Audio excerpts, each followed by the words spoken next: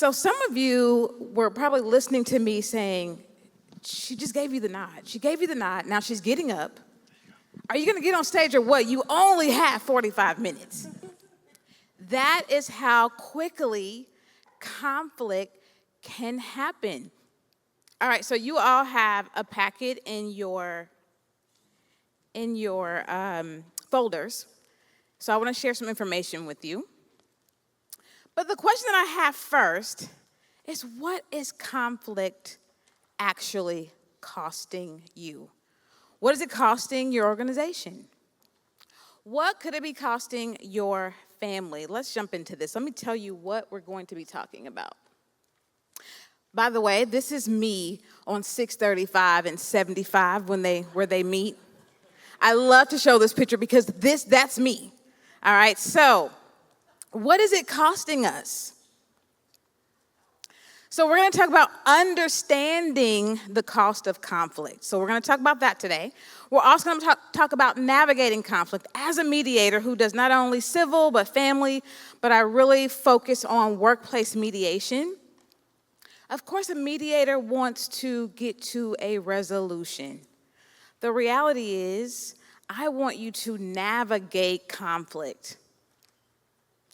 Even if we don't get to a resolution, how do we properly navigate conflict so we're friends after this? All right, so the next thing we're going to talk about is some reflection. And I'll show you and give you some reflective strategies that you can actually use to kind of help level set and regulate your emotions during a conflict. Immediately before getting on stage, I probably raised some of your emotions. Some of you are like, I have 3 kids at home. If you don't hurry up, I know how to rush people. I know how to get people out. So some of you had a spirit when the pastor was up here, and then some of you had a spirit of urgency when I was making my way to the stage. So we're going to focus on these 3 things. So the first thing I want to ask you, though, I want you to think about it. I want you to capture the moment and let me know when you've captured it.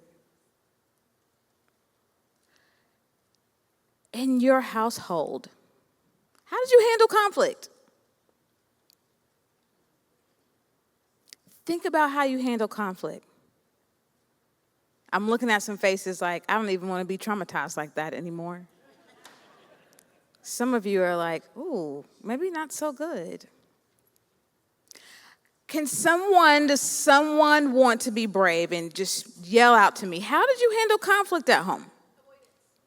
Avoidance. I knew y'all were out there. You said what?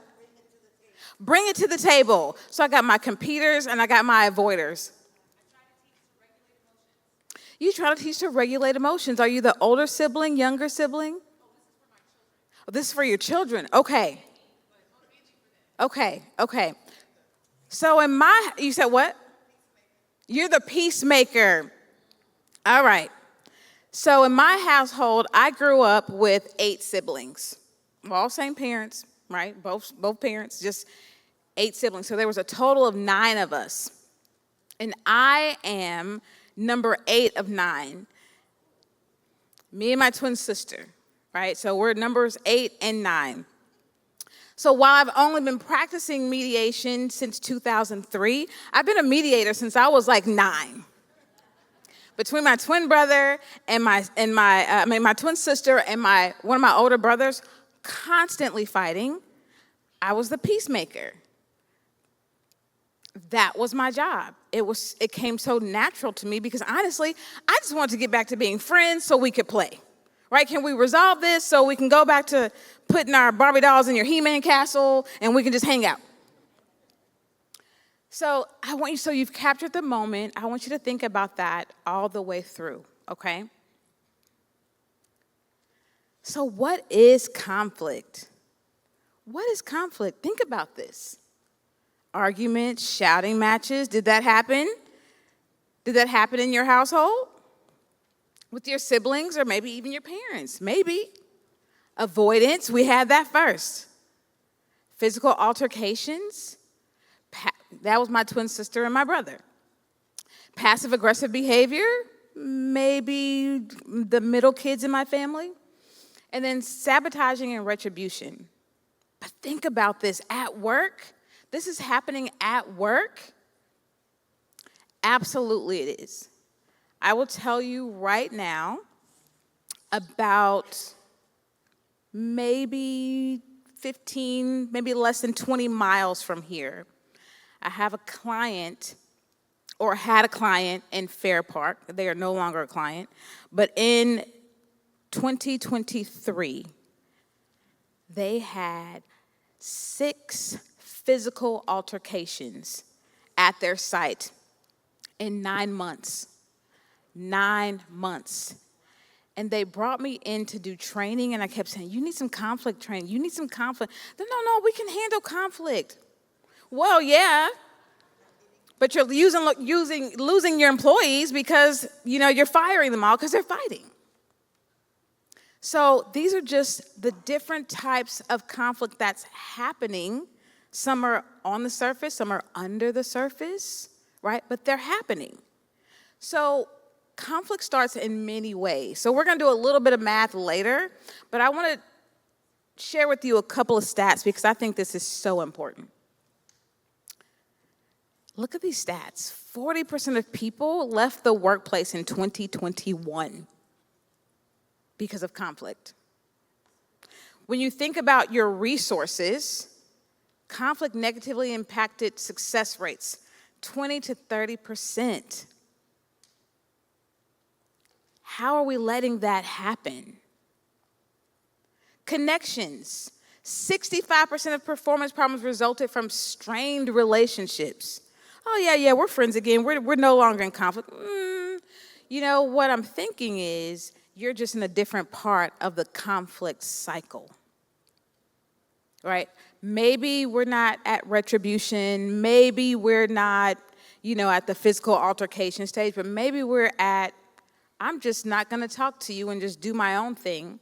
And now you've lost 20 to 30% of success on a project that you're paying these people to get done, right? So when we think about conflict, how important is it in your organization and what is it costing you?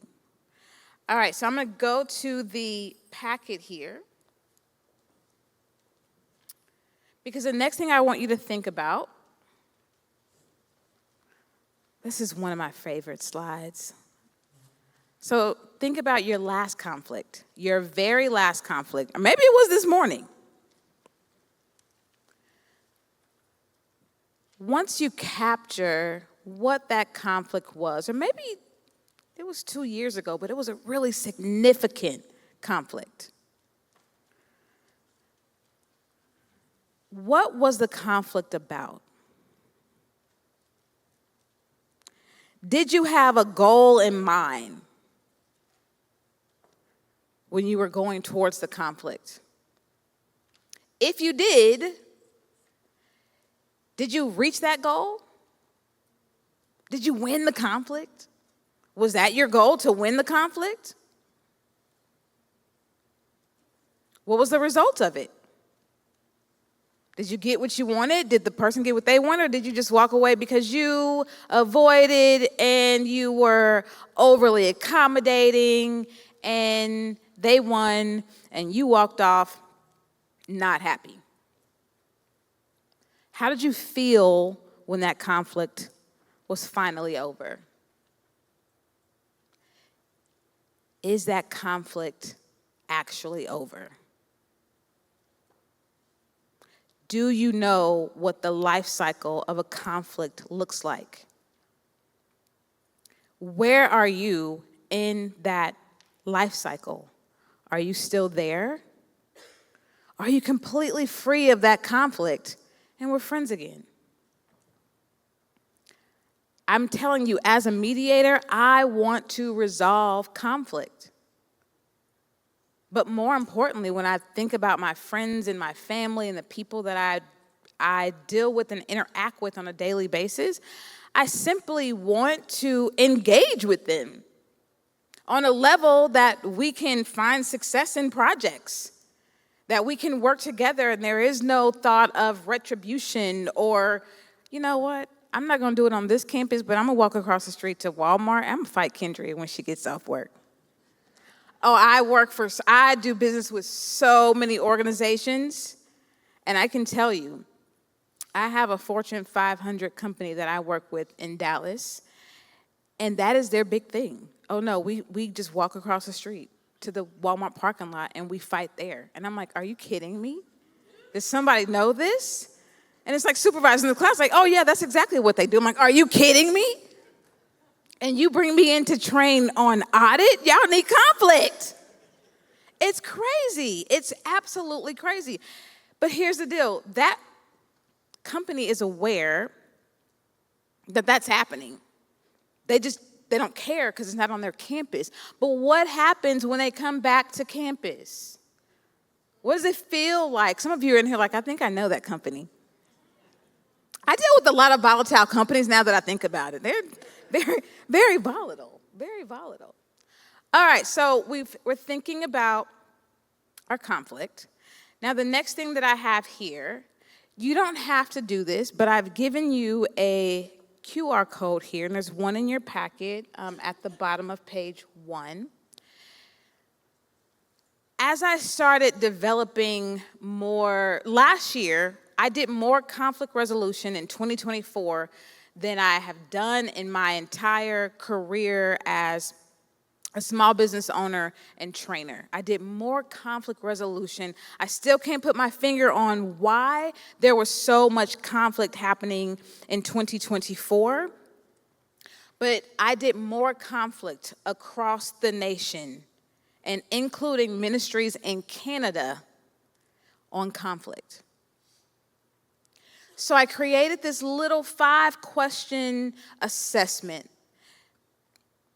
just kind of letting you know, how do you approach conflict? We all have a conflict style, but here's the problem with our conflict style. We often don't flex to go to different styles. So I'm going to welcome you to take the assessment right now, but also you don't have to. I always bring in workbooks for any training that I do. I don't care if it's an hour or it's 5 hours. And I was just in prison at not in prison. I was at the prison on Thursday in Huntsville working with correctional officers. I saw somebody grab their purse. I was not in prison. Okay, I was there doing some work. How could I get here right now if I was in prison on Thursday? Conflicts all around us. So I created this question. I created this 5-question assessment, and it just asked some very simple, basic questions on kind of what is your approach to conflict. So I want to talk about that just a little bit, because when I asked earlier for you to think about your last conflict or how you grew up, how was your conflict style formed in your household? People threw it out there, competing, avoiding, right? All of these things. So I want to get to this. I think it's important. First of all, I want you to know, actually, you know what? Let me ask again, because one person was brave enough to say, avoiding. How many avoiders do I have in the room? You know what? I love it. I love it because normally when I ask if you're an avoider, people are like this. Yeah, like, no, I avoid. You own it. So avoiders, I have good news for you. Avoiding is okay. Avoiding conflict is okay. We're going to get a little bit into that. Where are my accommodators? Where you just accommodate everybody? It's like, it's fine. I'll accommodate you. Yeah. Okay. Sometimes, right? It's not worth it. We're going to get into that. What about my compromisers? I like to compromise. Which is, doesn't always feel good, but if you are married, you really need to be in that category, right? And then collaborating. Who's collaborative? Yes, that's what we want to be. That's where we want to live, right? So whatever your style is, or whatever style you use the most, let me tell you why each of these things are important. So here it says competing. Why would you ever compete? You are focused on your concerns only. And most people will say, well, I don't feel like I'm focused on my concerns only. Well, why not? If you're in a situation where you could be psychologically harmed, why would you not then focus on your own needs? If you are protecting the integrity of the work that you are doing for your organization, why would you not be competing? So here's reasons why you should be competing. But before I do that, there's 5 questions on the side. And you have this, I don't know if you have this in your packet, so feel free to take a picture. 5 questions you want to ask to see what style of conflict should I use? Who was the most impacted by the conflict? You just say, it's not worth it. My impact is really low, so I don't really care. Who was involved? Is everybody at the table? What attempts have been made to actually resolve it? Are there time constraints? Has mediation been discussed? So you want to ask yourself those questions before you choose which style you really want to use. So, for my competitors, why would we ever compete? It's all there. Absolutely. I'm not breaking any laws for you, even though some of y'all thought I was just in prison. I'm going to make sure I follow the policy, and if the policy says that, then I'm sorry, that's what we're going with, right? And when you know you are right, like when I put my blinker on to merge onto the highway on 635, I know I'm right. I've given myself room. You were wrong, sir. Avoiding, my avoiders. There was a lot of avoiders in the room. Avoiders. It is okay to avoid temporarily. Temporarily, it is okay to, but that is not the style you should use often and always. Why would we ever avoid? I know sometimes I avoid because I don't have all the information yet. So I'm not going to get into it with you because I don't have all the information yet, right? Secondly, I might just need an opportunity to calm myself, right? Regulate my emotions, gather my thoughts, and I'm going to give you some tools later to help you reflect during that time. I need to calm down, right? Have you ever approached a conflict and you said to yourself, I need to calm down before I go talk to them about this? Exactly. So for those of us that compete or maybe in other areas or other styles, sometimes we need to avoid just for that moment. All right, so what about accommodating? You're focused on meeting others' needs over yours. Why would we ever do that? You said it here. That's not that important to me. It's way more important to them than it is to me, right? Is there any other reason why you would see that's not up there why you would need to accommodate? Because you're wrong. Who said that? I love your honesty. Because I'm wrong, right? Ooh, you know what? That sent my anxiety up just a little bit. Because at home, I'm just like, oh, I'm not wrong. What are you talking about? I'm competing. But yes, because maybe I'm wrong, right?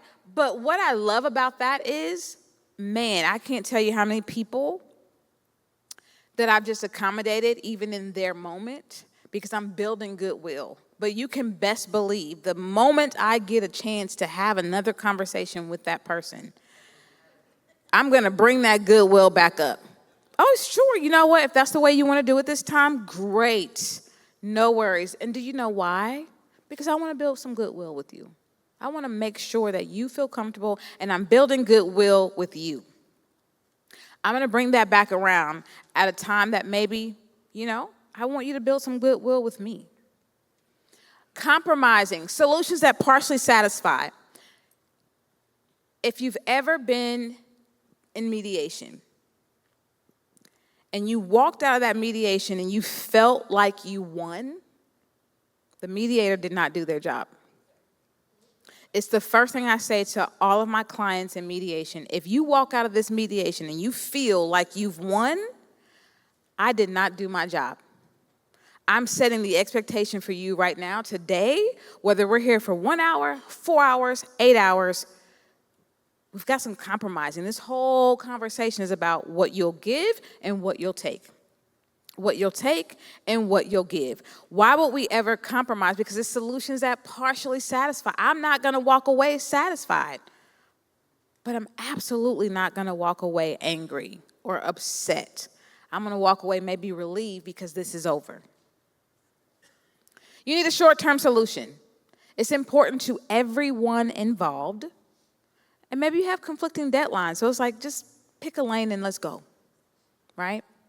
And then time constraints. Time constraints are a big one. So why will we ever collaborate? Why will we ever collaborate? How? Why? You said what? For the greater good. Absolutely. You don't put a Band-Aid on it. Let's actually sit at the table and work through this thing, right? But usually when you're collaborating, guess what you have? You have a lot of time to do it. Maybe it's a more complex thing that you're working through, right? And you need not only one of your siblings to buy in, I need all 8 of them to buy into this thing that we're about to go through, right? I need all of them to buy in. Maybe you need other departments, but it requires a long-term option that's going to be there for a while, right? It's going to be there for a while. It's not going to be, we'll do this for a couple of years. No, this might be for the long haul, right? So, when you take the assessment, understand where your style or your approach to conflict is and understand it's okay.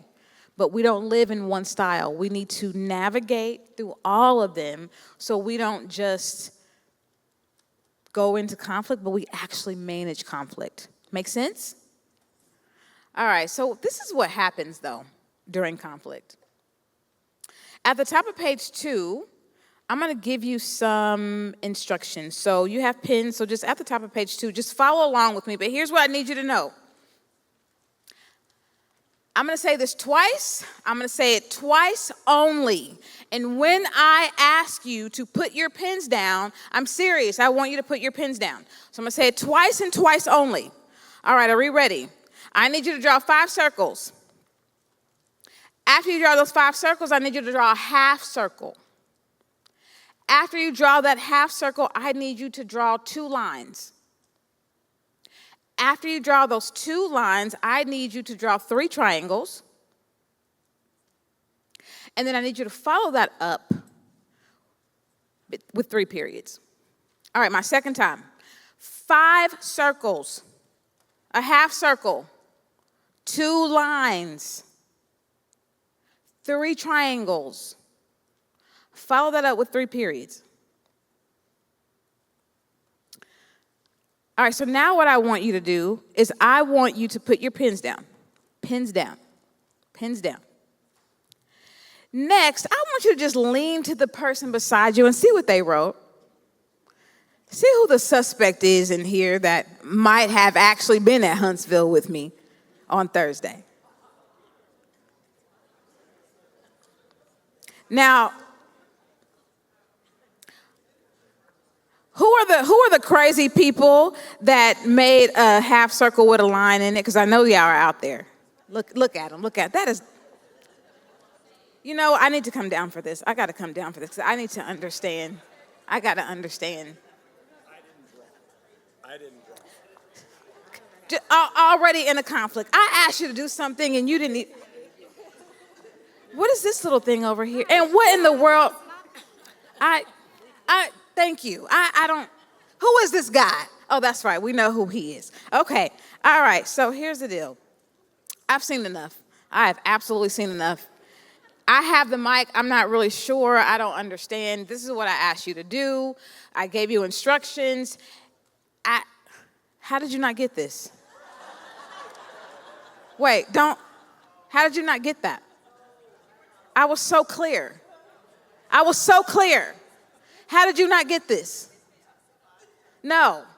We're going to have a conflict about it. What do you mean? You weren't listening. Elizabeth. I was very clear, Miss Smarty Pants. I said 5 circles, 3 triangles, 1 half circle, 2 lines. You know what? Let me come down here and see what you got, since you said you avoid conflict. I see you going and competing. Oh, that's why. I knew when I laid eyes on you, I said I should have went over here, because she woke up and wanted to choose violence this morning. I already knew it. Okay. Maybe a little bit. So what happened? Because she's right, kind of, sort of. I was very clear, but there's a couple things that I wasn't complete in my instructions. But what else happened? There were no words. What else happened? Different perspectives, right? What else happened? Assumptions. You didn't ask me for, that's such a good observation. Tell me why you think nobody asked me for clarification. My tone. I didn't make you feel like it wasn't even an option to ask, right? Someone said, what did you say over here? I didn't what? I didn't even ask for questions, right? Okay, now look, now I'm feeling attacked. Okay, now I got all my answers already. Okay, but yes, all of you are right. There was a tone in my voice. There was this urgency. There was this, you're going to do this, you're going to put your pens down, and that's going to be it. What happens during conflict? We don't think about our tone. We don't think about that I just came in matter of fact, and when I do this, you're going to put your pens down. Right? Not knowing that maybe there's a different perspective to this conflict we haven't even discussed yet. Right? So I want you to keep that in mind, because this is what happens during conflict all of the time.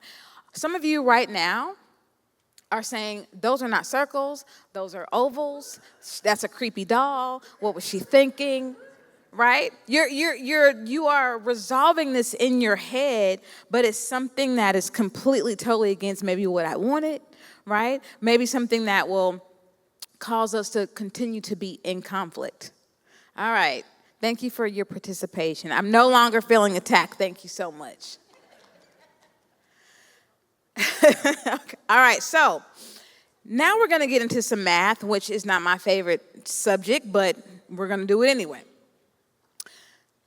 The number one cause of workplace conflict is what just happened in this room right now. Miscommunication.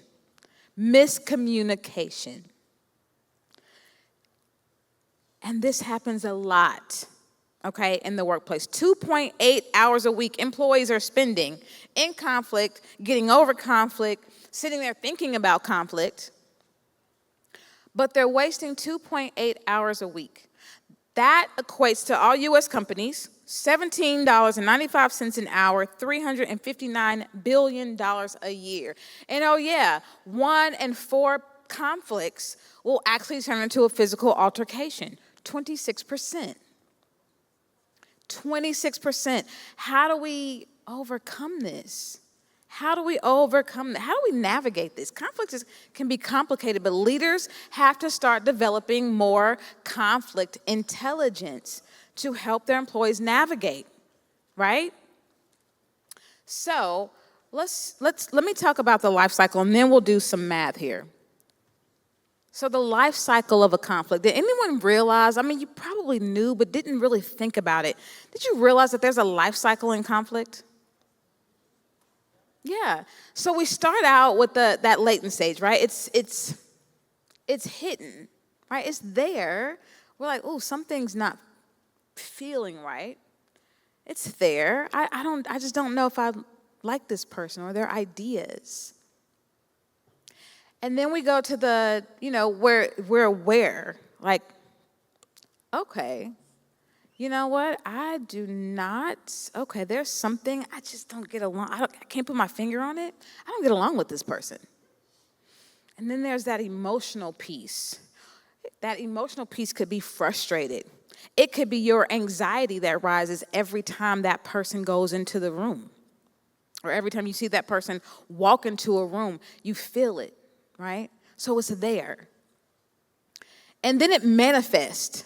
How does conflict manifest? Yelling, attitudes, ignoring, right? How does it manifest for you if you're a competitor? How does it manifest for you if you're an avoider?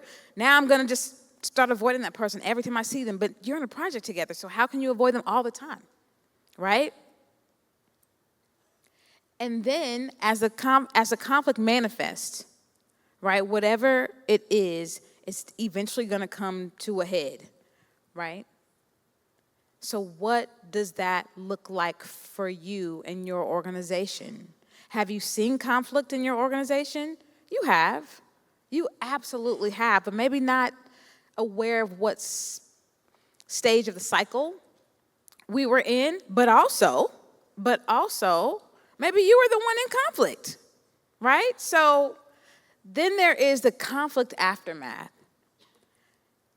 It's either going to get resolved or it's going to escalate to the Walmart parking lot, right? It's either going to get resolved or it's going to escalate to the Walmart parking lot.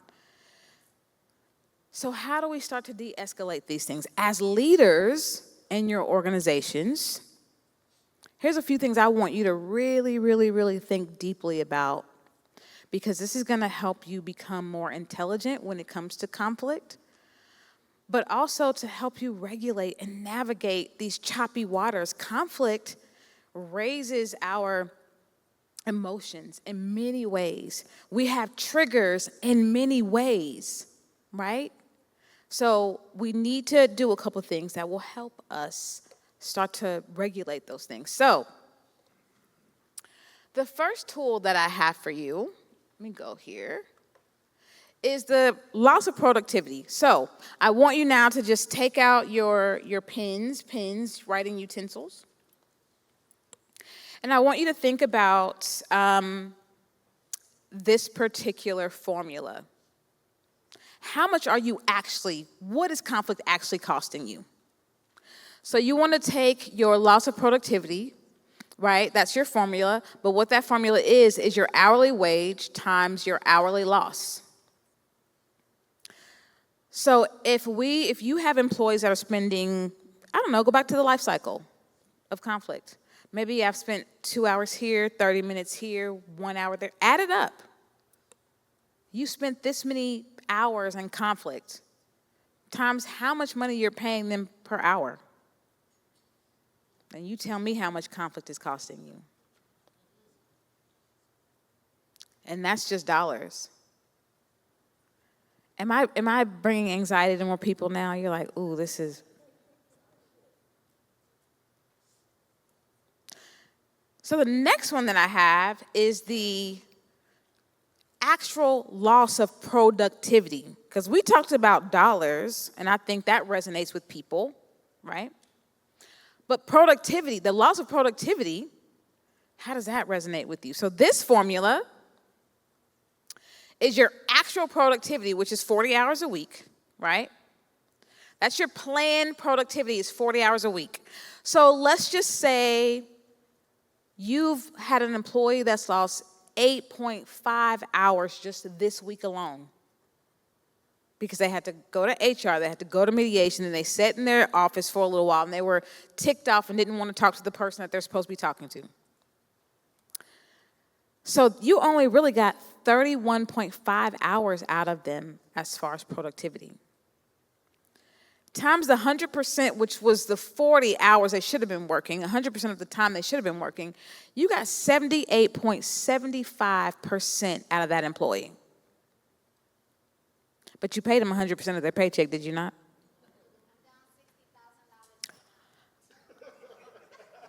She is real.